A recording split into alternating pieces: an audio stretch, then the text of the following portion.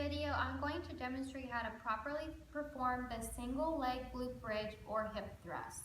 To start, you're going to need a box with about 4 risers underneath, or 5 if you're very tall, and you also want a little bit of padding on the box so that you don't irritate your upper back doing this exercise. Start with the same setup as you would for the 2-leg glute bridge.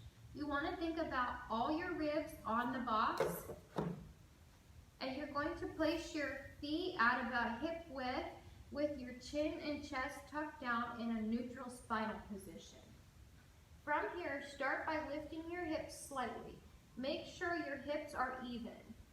You can lift one leg up and don't let the hips tilt or pivot. So you want to make sure your hips are square.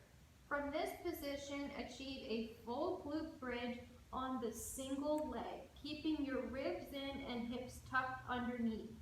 Make sure to pause at the top before coming back to the bottom position.